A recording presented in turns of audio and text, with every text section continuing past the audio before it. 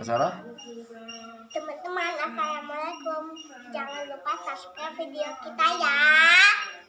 Assalamualaikum warahmatullahi wabarakatuh. Baiklah, perkenalkan, nama saya Qurratu Aini dengan NPM 208110116. Baiklah, di sini saya akan menjelaskan materi tentang pengaruh pendidikan akidah akhlak terhadap kepribadian siswa di Madrasah Ibtidaiyah Matlai Khair Bojonggede, Kabupaten Bogor. Yang pertama, pengertian kepribadian. Jung menjelaskan bahwa kepribadian itu adalah seluruh pemikiran, perasaan, dan perilaku nyata, baik yang disadari maupun yang tidak disadari. Eysenck berpendapat dasar umum sifat-sifat kepribadian berasal dari keturunan dalam bentuk tipe dan trait. Dan ia juga berpendapat bahwa semua tingkah laku dipelajari dari lingkungan dan kepribadian merupakan keseluruhan pola tingkah laku aktual maupun potensial dari organisme, sebagaimana yang ditentukan oleh keturunan dan lingkungan.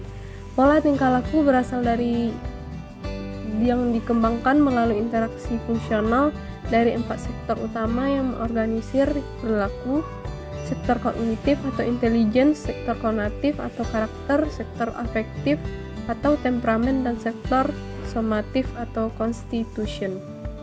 Menurut Gordon Allport tahun 1951, seorang psikolog Jerman yang merupakan pakar kepribadian, yaitu kepribadian adalah organisasi dinamis dalam individu sebagai sistem psikofisik yang menentukan caranya yang pas dalam menyesuaikan diri terhadap lingkungan. 2. Faktor-faktor yang mempengaruhi kepribadian. Menurut Purwanto tahun 2017, terdapat 3 faktor yang mempengaruhi kepribadian anak. Antara lain, yang pertama, faktor biologis. Faktor biologis merupakan faktor yang berhubungan dengan keadaan jasmani atau seringkali disebut dengan faktor fisiologis seperti keadaan genetik, pencernaan, pernapasan, peredaran darah, kelenjar, saraf, tinggi badan, berat badan, dan sebagainya. Kita mengetahui bahwa keadaan jasmani setiap orang sejak dilahirkan telah menunjukkan adanya perbedaan.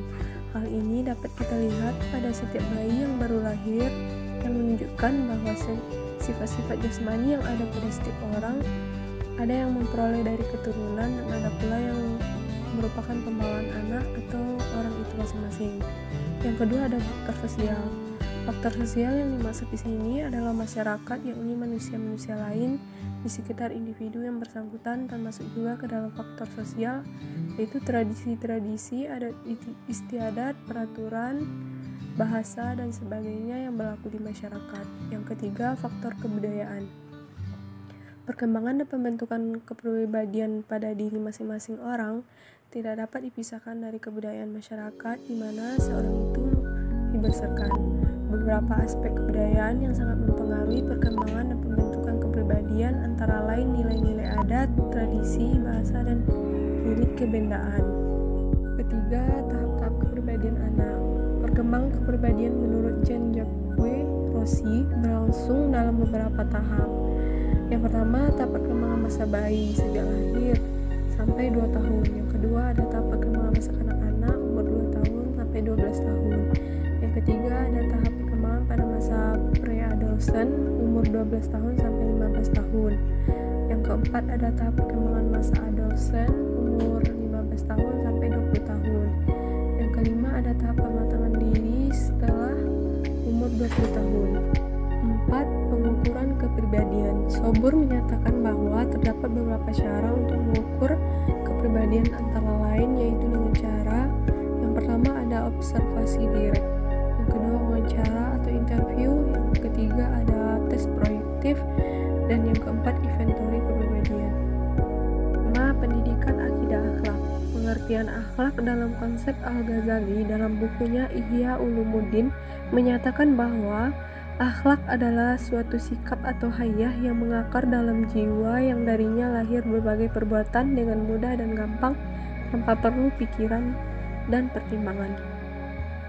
Menurut Al-Ghazali, akhlak mempunyai 4 syarat: perbuatan baik dan buruk, kesanggupan melakukannya, mengetahuinya, sikap mental yang membuat jiwa cenderung kepada salah satu dari 2 sifat tersebut, sehingga mudah melakukan yang baik atau yang buruk.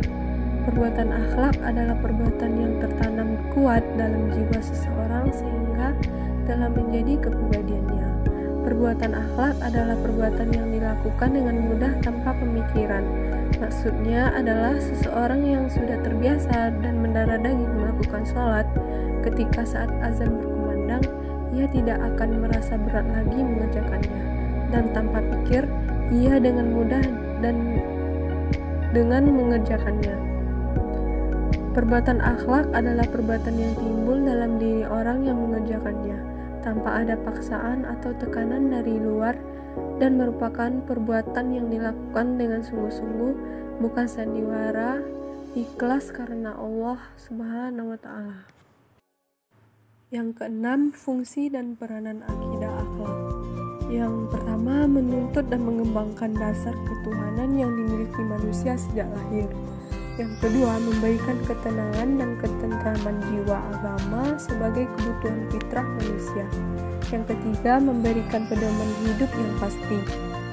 Selanjutnya yang terakhir ada pengaruh pendidikan akhlak terhadap siswa atau anak.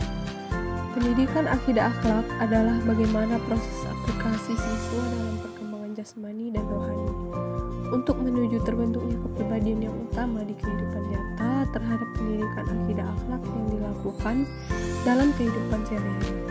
Pendidikan akidah akhlak yang dimaksud adalah dimulai dari akhlak siswa yang ditanamkan dalam dirinya, yaitu bersikap berbicara yang baik dan santun terhadap guru, teman, dan lingkungan di sekitarnya. Jadi, pendidikan akidah akhlak sangat berpengaruh besar terhadap kepribadian seseorang anak agar mereka selalu melakukan suatu perbuatan baik yang menuntut ke jalan yang benar menurut Allah Subhanahu wa Ta'ala. Baiklah, sekian hasil presentasi dari materi saya kali ini. Apabila salah kata mohon dimaafkan. Assalamualaikum warahmatullahi wabarakatuh.